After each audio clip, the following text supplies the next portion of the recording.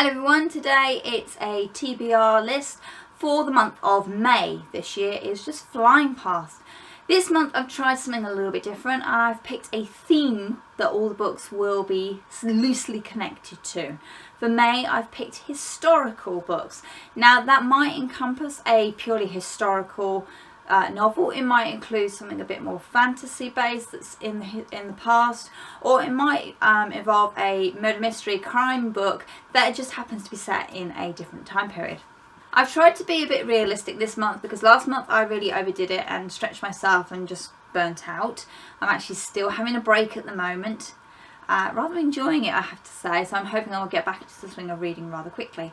But I've set myself 6 main books that I want to read this month, which is pretty doable. So first up I have Behind the Shattered Glass by Tasha Alexander.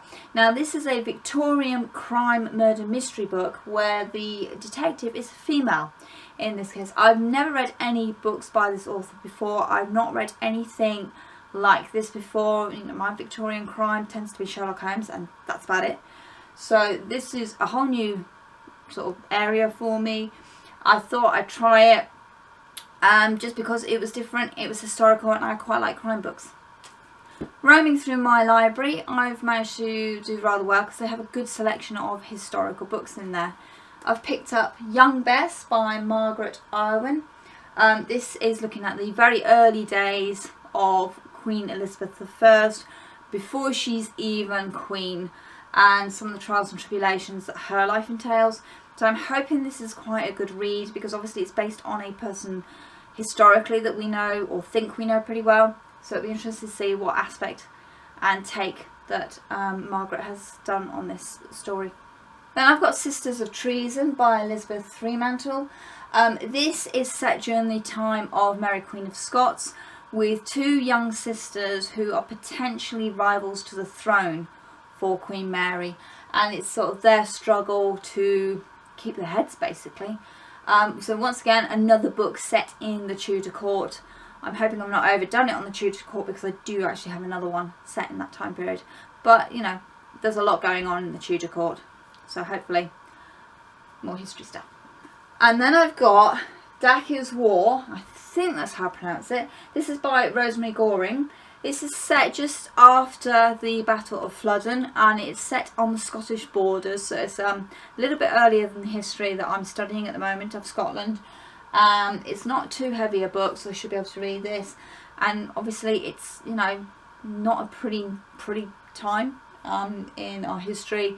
There's a lot of blood, a lot of rivalry, a lot of fighting, so it'll be interesting to see how this tells the history in that aspect. I've got the first book in the 6 Tudor Queens series. This is Catherine of Aragon, the True Queen. These are written by Alison Ware. I keep seeing this out and about on most bookcases, bookshelves, out in the shops, out in the supermarkets. It's like a big seller at the moment. It's on the Sunday Times bestseller list, which may or may not be a good thing, I don't know. But obviously we're following Catherine of Aragon, her plight as queen, married to Henry VIII, who, you know, is pretty much a jerk. However you want to look at it, despite what the history books tell you, he's a jerk. So it'd be interesting to see her side of the story. I really enjoyed it when Lucy Worsley did her TV series looking at the queens of Henry VIII, and it was really interesting to see them told from a different point of view rather than the male dominated view that we get in history books. So we'll see how this goes. The last of the 6 books that I want to definitely read this month is Sleeper's Castle by Barbara Erskine. This was picked up by my husband for me. He saw it and thought it was my kind of thing. This is a time slip book, which basically means a book that is set in 2 different points in history and there is somehow a connection between the 2 aspects of the timeline. This book is set on the Welsh borders, specifically the little town of Hay, which for book lovers is like a big deal over here in the UK because that's where the big Hay Book Festival is held every summer, and it's like 2 weeks of absolute bliss and book loving, and it's so much choice. And Hay itself has the most amazing collection of bookshops that cover just about any subject you could think of, and it's on my places I must visit list. So I'll be interested to see how this manages to mix the 2 timelines, how our characters have a connection, and how this story runs. This is more historical fantasy side of the collection that I've got, rather than a historical based book, but I think it's a good thing to have a little bit of variety even within the genre. Now if I get bored or I feel like a change, I've got a set of 5 books. Yep, 5 books, just to tide me over until I feel like getting back and tackling my big 6. So I've got Poldark by Winston Graham. This is the first book in the Poldark series. I have watched all the episodes on the BBC series, so I know where this story is heading. I know some of the characters already, but I'd like to read it from the start and see how the two differ. I've given myself a young Sherlock Holmes to read, Snakebite, obviously set Victorian era, so ticks in my historical box. This is the 5th book in the young Sherlock Holmes series, where he's a teenager learning to solve crime and basically developing his skills as a detective. And then while I was on holiday in Scotland, I've picked up a few books based on the history up there. So first up, I've got Damn Rebel Bitches, The Women of the 45 by Maggie Craig.